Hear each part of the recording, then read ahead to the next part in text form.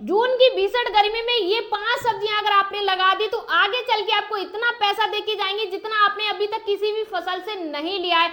अगर आप जून की गर्मी को देखते हुए अपने खेत को खाली छोड़ देते हैं या सही फसल का चुनाव नहीं करते हैं तो आगे चल के आपको पैसा तो मिलेगा लेकिन उतना नहीं मिलेगा जितना दूसरे किसानों को मिलेगा। जो स्मार्ट किसान होते हैं, जो जानकारी वाले किसान होते हैं, वो इस टाइम पर जून के महीने का पूरा फायदा उठाते हैं।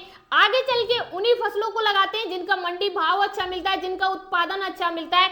जो नॉर्मल किसान होते हैं वो फसल तो करते हैं लेकिन मंडी का भाव नहीं मिलता है या उनको उत्पादन नहीं मिलता है। आज मैं आपको 5 ऐसी सब्जियों के बारे में बताने जा रही हूँ जिनका मंडी भाव भी अच्छा मिलेगा और उत्पादन इतना होगा कि आप हार्वेस्टिंग करते करते थक जाओगे। अब बात करते हैं उन 5 सब्जियों के बारे में, कौन सी वो सब्जियां हैं। बात करते हैं नंबर 1 सब्जी के बारे में। नंबर 1 सब्जी है हरी मिर्च की खेती।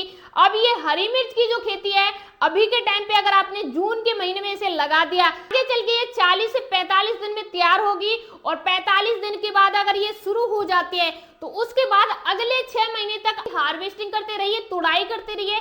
ये तुड़ाई करते करते आप थक जाएंगे, कभी भी उत्पादन देना बंद नहीं करेगी। ये एक ऐसी फसल है जो किसानों को 100 रुपए किलो से लेके 300 रुपए किलो तक मंडी भाव दे के जा चुकी है। पहले सीजन में किसानों को काफी अच्छा भाव दिया है।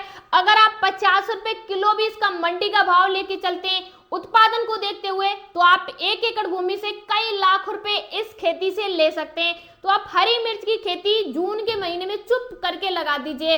अभी आप जून के महीने में या तो इसकी नर्सरी तैयार कर सकते हैं या आपने पहले नर्सरी तैयार कर दिया है तो आप जून के महीने से अगले महीने में इसकी आप रोपाई कर सकते हैं या लास्ट जून में कर सकते हैं।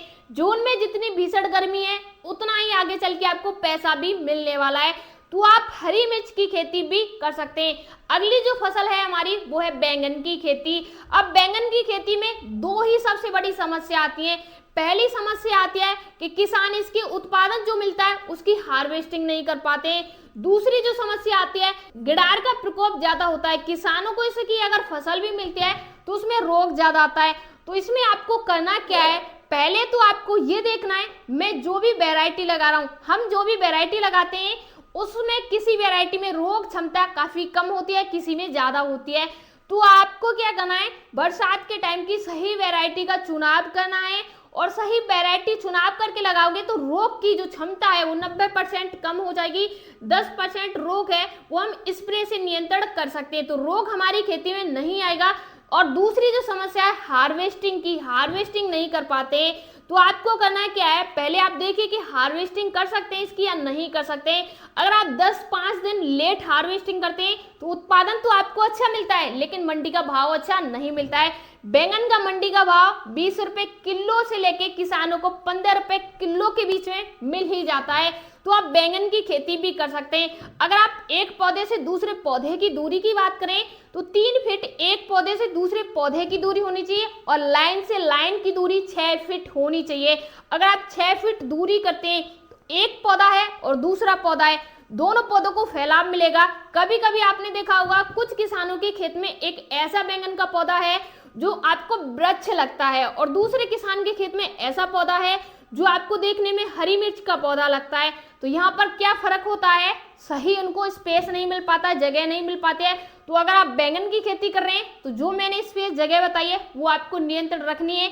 और अगर आप ज्यादा उत्पादन लेना चाहते हैं बैंगन की खेती में तो आपको एक ट्रिक है जो लगानी ही लगानी है। क्या करना है, अगर आपके बैंगन के पौधे 45 दिन के हो जाते हैं तो बैंगन के पौधे 45 दिन के तो नीचे जो कलियां होती हैं हल्की हल्की उनकी आपको कटिंग करनी है और कटिंग आपको एरो साइज में करनी है जिससे कलियों पर नई कलियां आए और वहां पर बैंगन का जो फूल आएगा वो आपको चौंका देगा, इतना उत्पादन देगा आपका। एक बार इस ट्रिक को आप जरूर लगा के देखें। बात करते हैं नंबर 3 फसल के बारे में। नंबर 3 फसल है करेले की खेती। अब करेले की खेती 2 विधि से की जाती है, एक की जाती है मचान विधि से और दूसरी की जाती है आप खेत की छोटी छोटी बाउंड्री बनाकर कर सकते हैं, मेड़ बनाकर कर सकते हैं। अगर आप मेड़ बना के करते हैं तो मल्चिंग का उपयोग जरूर करें। बरसात का टाइम है और करेले में गिडार का प्रकोप काफी ज्यादा रहता है। अगर आप बरसात की सीजन में सच में करेले से मोटा पैसा लेना चाहते हैं तो आपको करना क्या है, मचान विधि से करना है।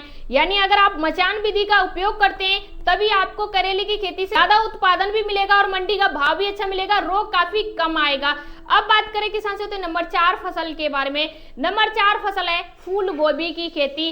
अब आप फूल गोभी की खेती अगर आप जून के महीने में लगाते हैं तो गर्मी तो काफी ज्यादा है जून के महीने में, लेकिन इसका रेट भी काफी ज्यादा ही आपको मिलेगा। जून के महीने में अगर आप फूल गोभी की खेती करते हैं या जून के लास्ट महीने में आप इसकी रुपाई कर देते हैं तो अगले बरसात का जो सीजन होता है उससे शुरू होने से पहले आपकी खेती शुरू हो जाती है और आपको मंडी का भाव तो अच्छा देखने को मिलता ही मिलता है, साथ में उत्पादन भी अच्छा मिलता है। आगे चल के मौसम जो है वो एकदम फसल के अनुकूल हो जाता है, इससे हमारी जो भी फसल है उस पर कोई भी प्रभाव नहीं पड़ता है। गर्मियों के सीजन में आपने देखा है फूल गोभी में काफी गिडार आती है, रोग आता है, लेकिन बरसात का सीजन जब आता है तो फूल गोभी में जो गिडार का प्रकोप है वो थोड़ा नियंत्रण हो जाता है, तो आप फूल गोभी की खेती भी कर सकते हैं। अब बात करें किसान से तो नंबर 5 और लास्ट फसल के बारे में। नंबर 5 और लास्ट फसल है लौकी की खेती। अब लौकी की खेती एक ऐसी खेती है जो हर किसान कर सकते हैं। अगर आप नए किसान हैं जिन्होंने आज से पहले कभी खेती नहीं की है, यानी आपने कोई भी सब्जी की खेती नहीं की है, तो आंख बंद करके लौकी की खेती आप कर लीजिए।